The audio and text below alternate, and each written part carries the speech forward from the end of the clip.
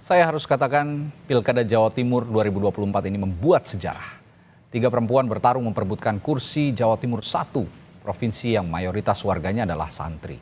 Ada petahana Hovifah Indar Parawansa, Menteri Sosial Tri Risma Harini, dan Ketua DPP Partai Kebangkitan Bangsa sekaligus anggota DPR RI Lulu Nur Hamidah.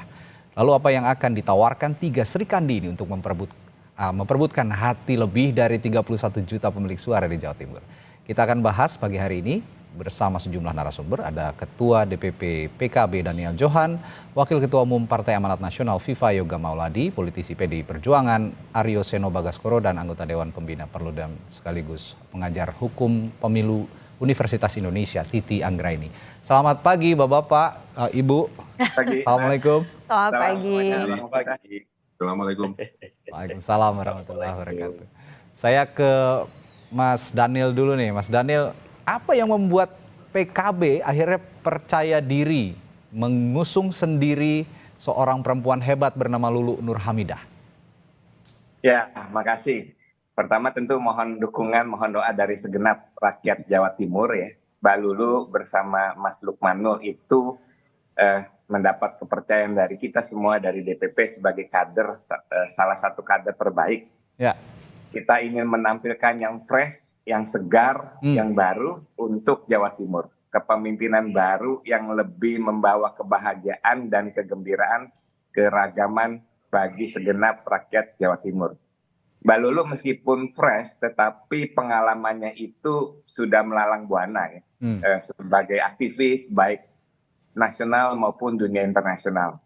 Sebagai aktivis, sebagai pendidik, sebagai dosen, sudah sangat dekat dengan hal-hal yang menyangkut kepeduliannya terhadap kesejahteraan ibu, kesejahteraan perempuan, kesejahteraan anak. Sehingga dengan kepekaan tersebut kita ingin mengangkat isu bagaimana keluarga sebagai komunitas yang paling terkecil itu bisa semakin sejahtera. Tentu hal yang menyangkut kesejahteraan keluarga, kesejahteraan anak di bidang pendidikan, di bidang kesehatan, di bidang keberdayaan sebagai keluarga itu menjadi fokus utama nantinya. Oke, tapi dari sekian banyak sosok perempuan populer begitu Mas Daniel dan berpengaruh di PKB, kenapa Mbak Lulu yang dipilih?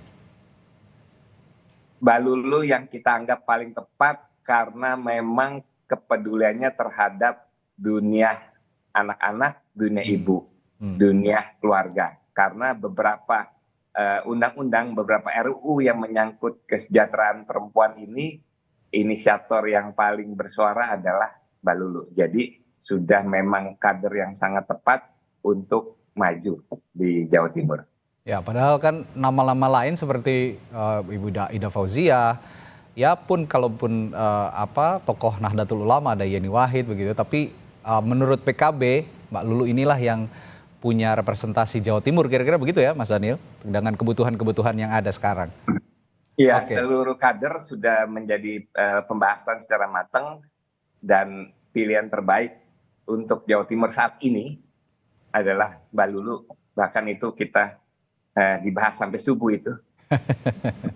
Oke, saya ke Mas Viva kalau gitu sekarang. Mas Viva ini calonnya Ibu Hovifah Indar Parawansa adalah calon pertama yang diusung di Pilkada Jawa Timur ya oleh Koalisi Indonesia Maju termasuk Partai Amanat Nasional, partainya Mas Viva. Nah tapi setelah melihat ada Sri Kandi lain nih ya, ada Tri Risma Harini, lalu dari PKB ada Mbak Lulu Nur Hamidah. Apa Anda melihat ini suatu kompetisi yang kompetitif di Jawa Timur, Mas Viva? 3 Sri Kandi Jawa Timur berkompetisi di Pilkada Jawa Timur 2024 ini bukan berarti para laki-laki di Jawa Timur tidak ada yang berani, bukan. Ya. Ini adalah menunjukkan bahwa di Jawa Timur persoalan gender itu relatif sudah setara sejak zaman Majapahit pun juga ada ratu perempuan Tribuana Tunggadewi. Jadi bagi Jawa Timur bicara soal keadilan gender, kesetaraan gender dan peran-peran publik bagi perempuan itu adalah tidak ada masalah sosial, tidak ada masalah politik. Itu yang pertama. Yang kedua, Bu Khofifah Mas Emil ini didukung oleh 15 partai politik, baik partai politik yang ada di Senayan maupun yang non-SID. Hal ini menunjukkan bahwa masih adanya kekuatan politik di Jawa Timur, meskipun ya secara elektoral antara dukungan partai politik dengan nilai elektoral pasangan calon itu berbeda-beda. Ada yang punya ikatan signifikan, ada yang tidak. Tetapi bagi kami di Jawa Timur, upaya untuk penyatuan gerakan organisasi dari 15 partai politik sebagai mesin pendulang suara, mesin elektoral ini akan kita maksimalkan. Karena masing-masing partai tentu memiliki basis sosial, basis suara. Kalau ini dikonsolidasi dengan baik, dengan efektif, tentu akan menambah nilai elektoral pasangan calon.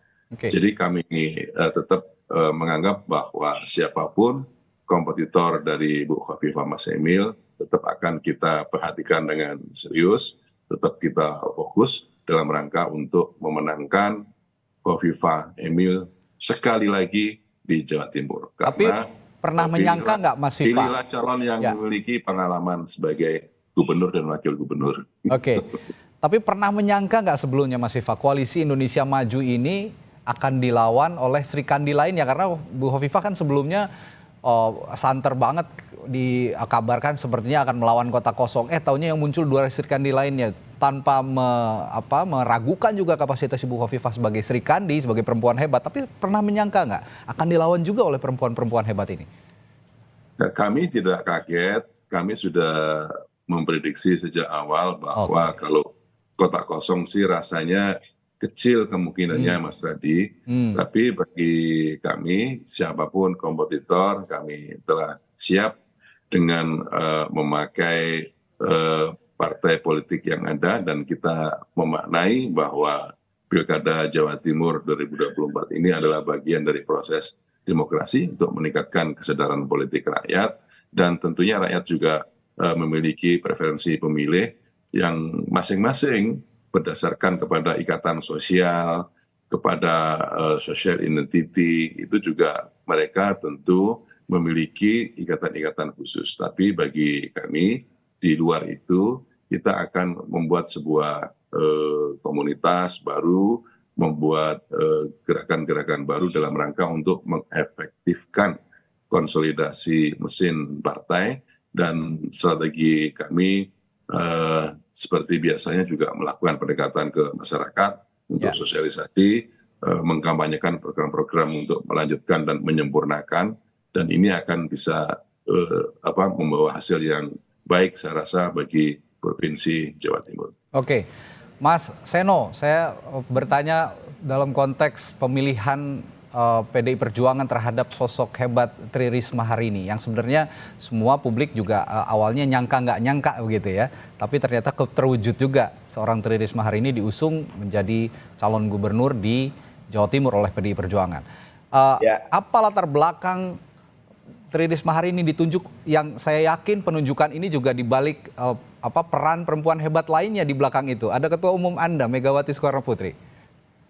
Ya. Topik hari ini kita memang memberikan penghormatan tertinggi kepada para perempuan hebat ya Mas. Tapi selain itu saya rasa perspektif lain yang tidak boleh dilupakan, kita juga ingin mengapresiasi bahwa ini menjadi mungkin adanya 3 pasangan calon di Jatim, the more option the merrier for the people gitu ya.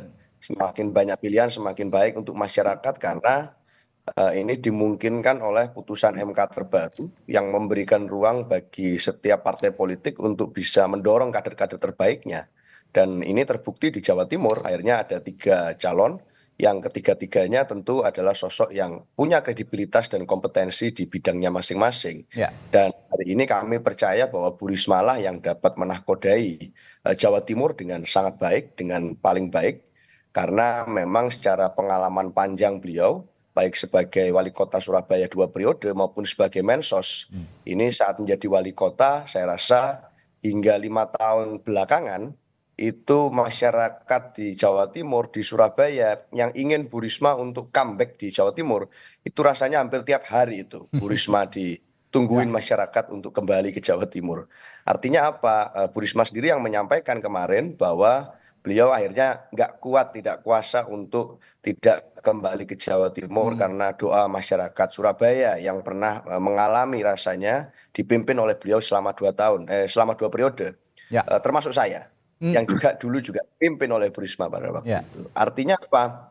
Memang kalau melihat rekam jejak Bu Risma sebagai politisi, sebagai pemimpin, ini kita melihat ada kerja-kerja teknis birokratis yang sangat jelas kerjanya di lapangan. Bagaimana beliau mengubah tata ruang kota, menurunkan suhu pada saat beliau bekerja. Artinya kota Surabaya di Jawa Timur yang sangat panas pada waktu itu berhasil diturunkan suhunya berapa derajat Celcius dengan melakukan tata ruang kota yang begitu baik, menempatkan taman-taman sebagai paru-paru kota dan melakukan penataan perkampungan, termasuk merapikan kawasan lokalisasi Doli yang sangat terkenal di Asia Tenggara pada waktu itu, berhasil diubah menjadi sentra kebangkitan UMKM. Jadi prestasinya banyak, ini melegenda bahkan mendunia. Berkali-kali waktu beliau memimpin sebagai kepala daerah dulu, itu menjadi tuan rumah dari giat internasional seperti UN Habitat, giat yang dihadiri oleh kota-kota dunia.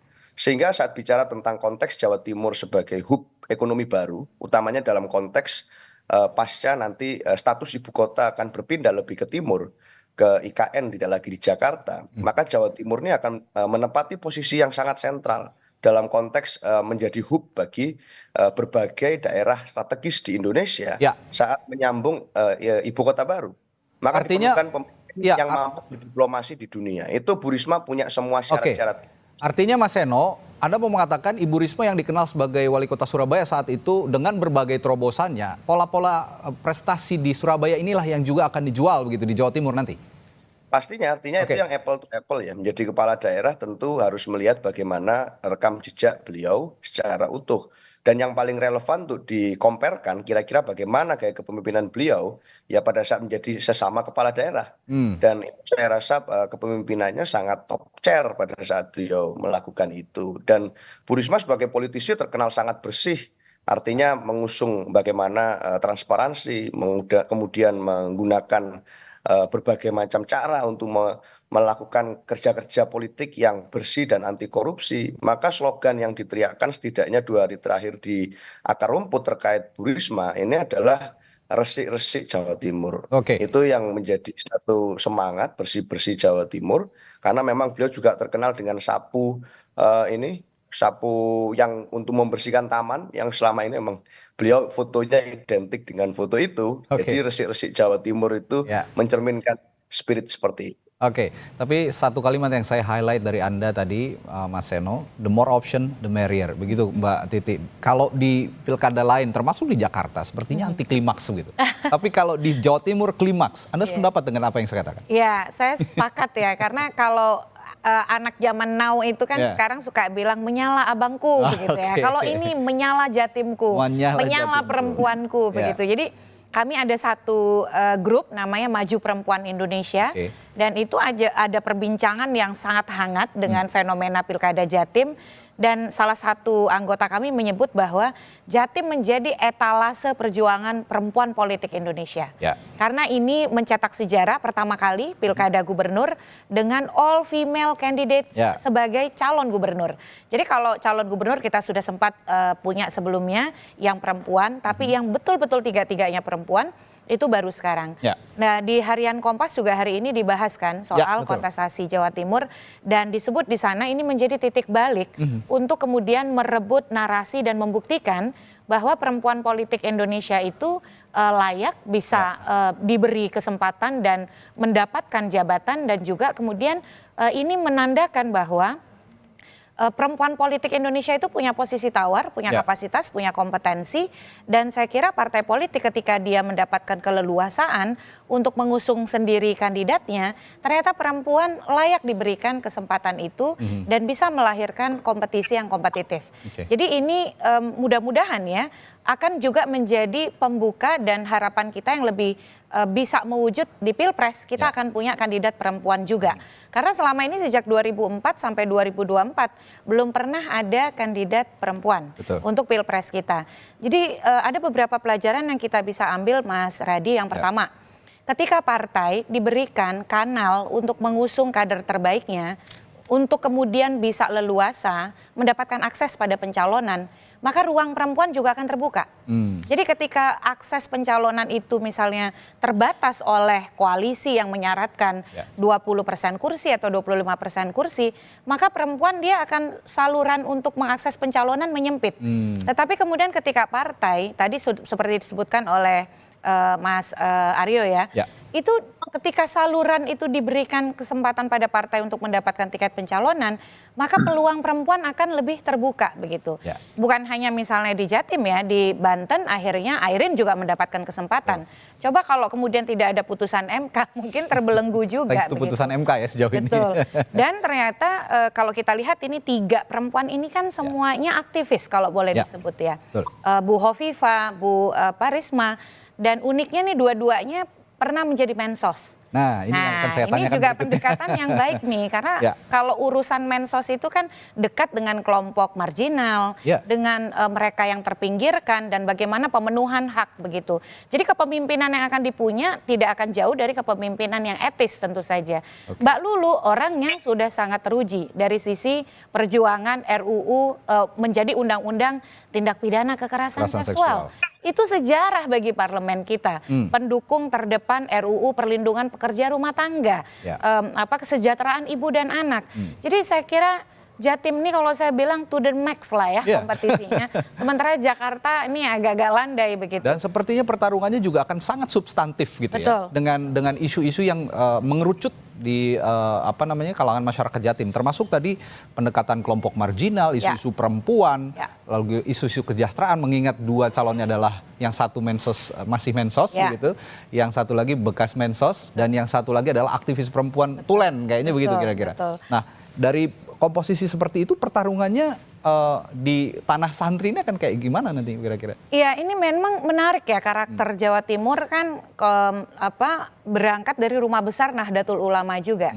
Bu Hovifa dan Mbak Lulu lahir dari rumah besar yang sama, dari NU begitu. Tetapi saya kira disinilah kemampuan mesin partai untuk menetralisir isu-isu yang tidak substantif. Jadi bagaimana kemudian ketika 3 perempuan ini tentu dengan didampingi 3 laki-laki yang sama hebatnya, ini akan membawa politik gagasan ke permukaan. Jadi saya kira ketika Bu Hovifa diusung dengan 15 partai tadi ya, mendapatkan dukungan dari 15 partai tidak mudah. Artinya ada rekognisi, ada pengakuan.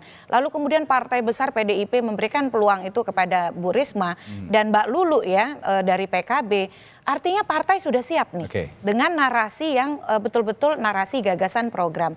Dan mereka memperhitungkan konteks kultur dan sosial Jawa Timur. Dan saya kira masyarakat Jawa Timur itu karakteristiknya terbuka ya. Dan juga kalau boleh kita katakan mirip-mirip lah dengan saya dari Sumatera. Outspoken gitu ya. Jadi kalau ngomong itu blak-blakan gitu. Blak-blakan begitu. Jadi dalam konteks masyarakat dan juga situasi sosial, partai pasti berhitung. Bu Hovifa bisa memenangi pilkada sebelumnya, tandanya memang keterbukaan terhadap kepemimpinan perempuan itu ada. Tinggal kemudian membangun narasi yang lebih substantif di antara para 3 pasangan calon ini. Mbak Titi tadi mengatakan 3 perempuan ini mendapatkan rekognisi partai politik. Tapi apakah dapat juga rekognisi pemilih? Akan kita bahas selanjutnya di Sapa Indonesia Pagi. Sesaat lagi.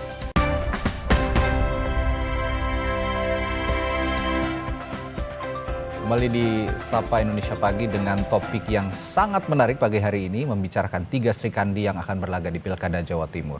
Tadi saya mengutip dari apa yang dikatakan oleh Mbak Titi, bahwa 3 perempuan hebat ini mendapatkan rekognisi partai politik. Nah, bagaimana dengan rekognisi pemilih ataupun rakyat Jawa Timur? Saya tanya juga ke Mas Daniel, bagaimana upayanya untuk merekognisi pemilih di Jawa Timur yang kontur pemilihnya kebanyakan adalah kaum santri, yang sebenarnya memang basisnya PKB sebenarnya, Mas Daniel? Ya, pertama tentu Mbak Lulu, Mas Lukman sangat dekat dengan dunia santri ya. Jadi menjadi dunianya yang utuh ya sejak kecil. dan tentu seluruh kekuatan struktur PKB di Jawa Timur akan bergerak bersama calon kami door to door untuk memenangkan pemilihan di Jawa Timur. Ya. Dan tentu akan mengedepankan gagasan-gagasan yang sangat dibutuhkan oleh masyarakat Jawa Timur, terutama yang menjadi kekuatan Mbak Lulu saat ini. Tentu kalau kaum ibu, kaum perempuan, kaum anak-anak ingin lebih sejahtera hidupnya, lebih ingin berdaya, ya pilihannya adalah Mbak Lulu. Kalau ingin yang baru. Nah, jadi kita akan bersama kekuatan struktur berjalan menemui seluruh lapisan masyarakat tanpa membeda-bedakan, termasuk bersama kekuatan para santri, para nyai, dan masyarakat di perkotaan. Oke, tapi dua calon lainnya juga punya kedekatan juga dengan kaum santri begitu, Mas Daniel. Bu Hovifah kita kenal sebagai Ketua Umum Perempuan Muslimat NU, lalu calon wakilnya Ibu Risma ya, Mbak Titi kalau nggak salah itu juga adalah seorang kiai, seorang gus begitu. Di kalangan NU sudah tidak asing lagi. Nah, ditambah dua sosok lainnya ini, Bu Risma dan Bu Hovifah, yang satu menjabat Mensos sekarang dan pernah juga menjabat Mensos, Bu Hovifah. Isu-isu yang paling memberikan rasa kompetisi yang kuat untuk dua calon lainnya ini apa saja kira-kira selain tadi isu soal perempuan dan anak, Mas Daniel? Ya tentu keseharian bagaimana kita mengangkat kesehatan pendidikan yang menyangkut hal yang fundamental bagi keluarga itu penting ya.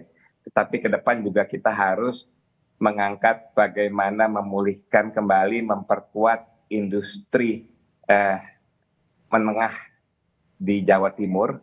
Karena kalau misalkan kekuatan industri menengah Jawa Timur itu terangkat, itu akan bisa meningkatkan pendapatan dan kesejahteraan dari masyarakat Jatim.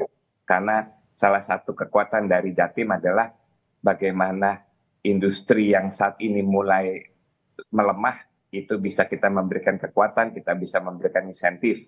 Termasuk yang paling utama adalah bagaimana mewujudkan nilai tambah bagi kekuatan pangan di Jawa Timur. Ya.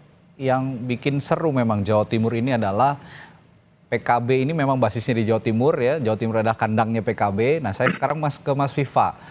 Meskipun kandangnya PKB dan Bu Hovifah sepertinya juga tidak menjadi PKB lagi sekarang, tidak menjadi bagian dari PKB, tapi Bu Hovifah adalah seorang petahana, seorang gubernur yang sebelumnya menjabat di Jawa Timur dengan isu-isu yang sudah dikuasai sebetulnya di Jawa Timur. Tapi adakah cara untuk melawan dua kompetitor lainnya ini, Mas Viva, yang sama-sama punya kelebihan masing-masing kira-kira untuk mendapatkan rekognisi pemilih itu tadi? Secara sosiologis kawasan Jawa Timur itu dibagi menjadi 3, Mas Radi. Kawasan Tapal Kuda, itu Probolinggo, Situbondo, Madura, kemudian Mataraman, Tulung Agung, Banyuwangi, serta Arek itu Surabaya, Malang, dan sekitarnya. Jadi masing-masing secara ideologis memiliki perbedaan dalam preferensi pemilih. Kalau Mataraman itu lebih berorientasi kepada kaum santri, ya. Kemudian Tapal Kuda, Mataraman itu nasionalis, dan Arek itu sangat rasional. Jadi pendalaman terhadap perbedaan sosiologis itu bagi kami sangat penting. Itu akan berpengaruh terhadap model dan gaya di dalam melakukan strategi kampanye dan program-program. Bu Hovifah, Mas Emil ini sudah teruji dan memiliki tim yang bagus, bukan hanya sekarang mendapatkan 15 dukungan partai politik yang memiliki jaringan sampai tingkat desa, tapi juga komunitas-komunitas pendukung, relawan-relawan itu akan kita hidupkan kembali, malah perlu nanti akan kita tambah, bukan hanya untuk kalangan santri, tapi juga kita akan langsung masuk ke kalangan nasionalis dan kalangan rasional. Jadi dengan pendekatan seperti ini, saya rasa kita akan bisa bertarung penuh dengan persahabatan, gitu, menjaga moralitas pertandingan, dan kita sudah mengukur tentang beberapa hal yang berkaitan dengan strategi kantong-kantong massa, basis-basis sosial, dari seluruh pasangan calon. Kita akan berharap bahwa dengan konsolidasi organisasi dari seluruh partai politik pendukung Khofifah Emil ini akan bisa menjadi mesin yang efektif untuk pendulangan nilai elektoral. Ya, dari segi strategi sepertinya Bu Khofifah dan Mas Emil ini sudah mengetahui petanya, karena memang petahana begitu. Tapi dengan luasnya wilayah Jawa Timur dan tipikal pemilih yang berbeda-beda seperti yang Anda katakan tadi Mas Viva, ada Tapal Kuda di daerah Tapal Kuda, Mataraman, Are dengan tipikal yang berbeda-beda pula, ada yang santri, ada yang rasional. Apakah semuanya akan digarap atau ada prioritas khusus yang kurang nih pada saat Khofifah Emil sebelumnya, periode sebelumnya kurangnya di sini nih begitu atau akan semua digarap? Semuanya menjadi prioritas, Mas Radi. 38 kabupaten kota akan kita sisir satu persatu sampai tingkat desa. Gitu. Karena ini adalah bagian dari pemenangan yang penting dalam rangka untuk mendulang suara. Kita akan lebih mengefektifkan jaringan partai, jaringan sosial, membangun identitas sosial sebagai bagian dalam proses untuk pengembangan demokrasi. Dan Jawa Timur itu terkenal dengan masyarakat yang terbuka, gitu, bukan masyarakat yang puritan atau bukan masyarakat yang apa namanya yang miopis, bukan, tapi masyarakat yang memiliki nilai pluralitas tinggi dan adu gagasan, kemudian pengembangan terhadap program di masyarakat menjadikan hal yang penting karena masyarakat Jawa Timur ini sudah terlatih untuk melakukan pilihan-pilihan langsung, mulai dari pilkades, ya kan, mulai pilkada, pemilu legislatif, pemilu presiden, bahkan ada beberapa daerah yang menyatakan, aduh, ini kalau ada pilkada lebih dari 3 kali selama 5 tahun, kenapa tidak gitu. Jadi ini hal-hal yang membuat kami sangat optimis bahwa bagian dari proses untuk pendulangan suara pemenangan pasangan Khofifah Emil ini sudah kita persiapkan dan akan kita konsolidasikan terus sampai tanggal 27 November untuk menjemput kemenangan, insya Allah. Insya Allah. Oke, Mas Eno, kalau lihat karakternya Bu Risma dengan gaya kepemimpinannya selama 2 periode di Surabaya menjadi wali kota, sepertinya kayak saya memprediksinya ya, Bu Risma ini akan mendapat perhatian khusus, akan mendapat atensi khusus dari kaum arek yang disebutkan oleh Mas Viva tadi, karena pemilih-pemilihnya yang rasional. Nah, tapi ada 2 tipikal pemilih lainnya tadi di Tapal Kuda dan Matraman yang mungkin Bu Risma belum sempat sentuh maksimal. Apakah 2 kategori ini yang akan dimaksimalkan juga nanti di Pilkada Jawa Timur? Ya, kita menyadari bahwa di Jawa Timur secara kepemimpinan politik itu ada pakem sosiologisnya, Mas, ya, secara kesejarahan, yaitu pakem sosiologis nasionalis religius atau religius nasionalis, yang ini semangka ini menjadi penting gitu, merah hijau ya, abangan dan kaum santri. Dan di dalam pasangan calon gubernur cawagup yang diusung oleh kami bersama Hanura, ini ada Bu Risma dan Gus Hans. Artinya Gus Hans secara kesejarahan juga punya kultur santri yang kuat, berasal dari Jombang, dan itu latar belakang beliau saya rasa juga dapat berkomunikasi dengan kawan-kawan yang berasal dari kalangan kelompok yang di luar wilayah telatah kebudayaan Bu Risma. Maka dari itu Gus Hans juga anak muda ya, artinya usianya relatif lebih muda dari Bu Risma, dan itu mampu melengkapi menjadi komplementer secara ketokohan seperti itu. Maka kalau bicara tentang pemenangan, termasuk tentang bagaimana kita nanti akan memaksimalkan kerja-kerja untuk pemenangan di masa kampanye, itu saya rasa di setiap pilkada kita sadari bahwa antara the machine and the man ini mesti melengkapi satu sama lain. Nah, di Jawa Timur kita bersyukur sebagai partai pemenang legislatif secara nasional dan partai pemenang pemilu legislatif kedua ya setelah teman-teman PKB di Jawa Timur. Artinya mesin pemenangan politik PDI Perjuangan ini sudah solid sejak lama. Dan itu sudah dipersiapkan betul, sudah dilakukan pemanasan-pemanasan, termasuk juga kalau bicara tentang bagaimana PDI Perjuangan sebagai kekuatan kolektif, itu kita punya banyak sekali kepala daerah incumbent atau yang existing saat ini di berbagai daerah. Dan itu berasal dari banyak sekali sebaran wilayah daerah yang relatif usianya sangat muda di Jawa Timur. ini menjadi laboratorium kepemimpinan PDI Perjuangan secara nasional di Jawa Timur. Surabaya ada Mas Eri Cahyadi, Trenggalek ada Mas Arifin, lalu ada Gus Yani di Gresik, ada Mas Dito Pramono di Kediri, ada Mas Fauzi di Sumeneb Madura. Maka ini ada Pak Sugiri Sancoko di Ponorogo. Ini membuktikan bahwa artinya kerja politik di masing-masing kabupaten kota di Jawa Timur pun PDI Perjuangan serius dalam melakukan konsolidasi dari pemilu ke pemilu. Maka kami yakin bahwa seluruh kekuatan ini karena besok pilkada serentak, Jawa Timur provinsi mengalami pilkada, lalu pemilu kabupaten kota juga mengalami pemilu. Maka kerja-kerja ini kami yakin bisa mensinergikan dengan baik, sehingga ini akan dapat memaksimalkan waktu yang ada. Meskipun memang kami dua partai ya, satu PDI Perjuangan dan Hati Nurani Rakyat, ini tapi kami yakin bahwa bisa melakukan kerja-kerja yang efektif karena memadukan antara logika the machine, partai politik, dan the man, Bu Risma Gusans, yang kalau bicara ketokohan Bu Risma saya rasa sudah sangat mumpuni dan mencukupi dari konteks variabel itu. Oke, Anda mengatakan the machine dan the figure harus sama kuatnya. Kalau figur sudah kuat dengan sosok Bu Risma, mesin politik Jawa Timur dengan PDI Perjuangan yang ada di sana dengan apa modal yang ada di DPRD atau suara yang diraih pada saat pemilu 2024 lalu sudah cukup, apa ada upaya lain misalnya dengan menggait apa kalangan relawan atau dan lain-lain, Mas Eno? Pasti ya, pasti. Artinya kalau bicara relawan mulai dari sejak cukup lama saat ada spill ya, Bu Risma akan maju ke Jawa Timur, itu relawan sudah terbentuk dengan organik di mana-mana.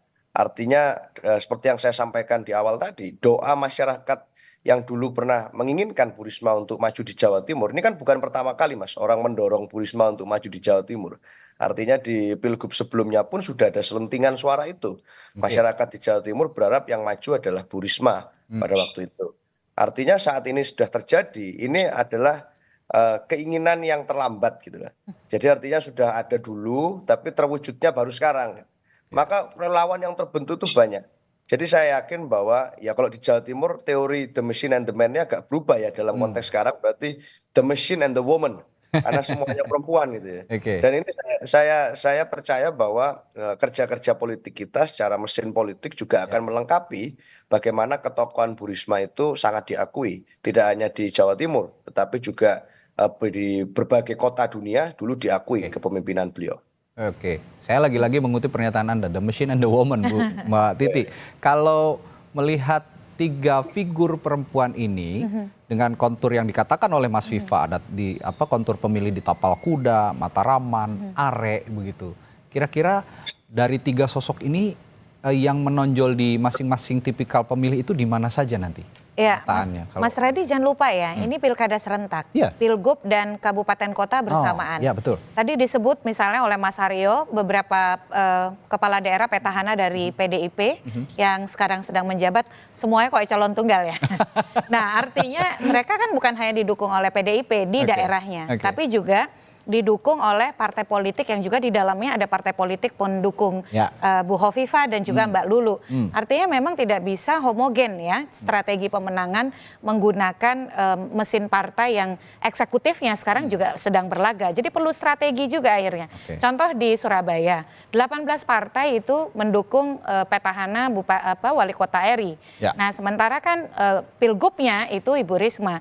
Jadi pasti akan ada akselerasi di dalam proses kontestasi yang membutuhkan pendekatan yang berstrategi ya, menyelaraskan antara pilkada kabupaten kota yang sedang dijalankan dengan juga pemilihan gubernur di mana ada kader partai yang sama dengan dirinya yang juga sedang berkompetisi. Jadi pintar-pintar berstrategi akhirnya.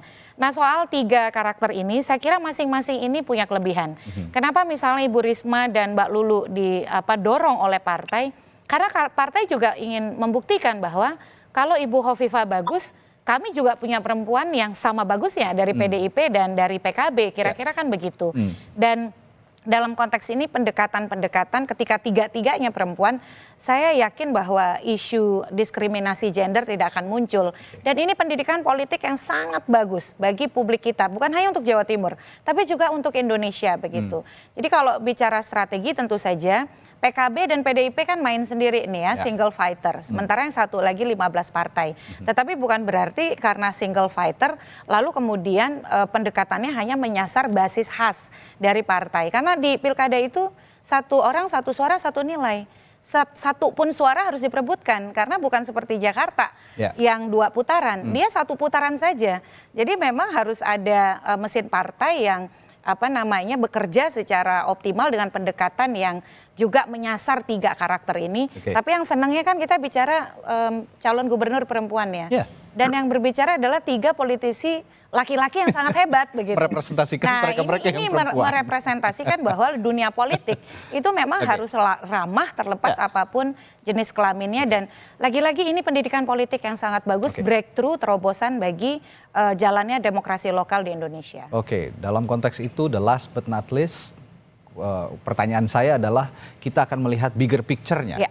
5 tahun ke depan akan ada Pilpres lagi 2029. Apakah 3 Sri Kandi yang tampil di Pilkada Jawa Timur ini juga bisa nantinya tampil di konstelasi nasional, terutama di Pilpres? Harus bisa. Karena kenapa? Pilkada adalah sumber rekrutmen yang paling efektif untuk Pilpres. Ganjar Pranowo, Gubernur Jawa Tengah. Anies Baswedan, Gubernur Jakarta. Bukan tidak mungkin gubernur perempuan dari Jawa Timur sudah saatnya menjadi capres 2029. Tapi ini Bang Viva, Mas Daniel dan kawan-kawan, Mas Aryo dari partai, ya ambang batas pencalonan presidennya juga direkonstruksi.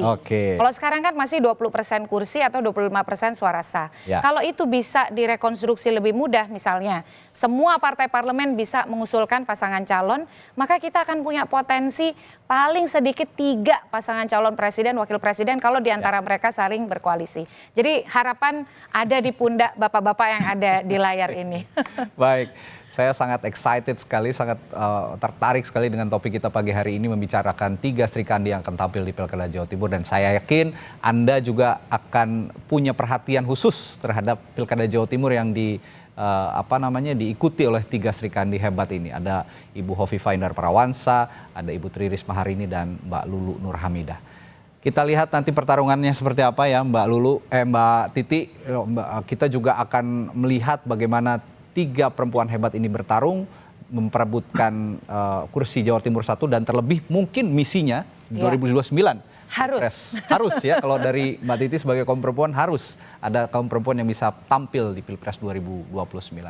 Terima kasih para narasumber saya pagi hari ini, Ketua DPP sekaligus Ketua DPP PKB sekaligus anggota DPR RI, juga Mas Daniel Johan, lalu juga ada Wakil Ketua Umum Partai Amanat Nasional Viva Yoga Malodi, dan politisi PDI Perjuangan Aryo Seno Bagaskoro, serta Mbak Titi Anggraini dari Perludem telah berbagi perspektifnya pagi hari ini. Senang sekali.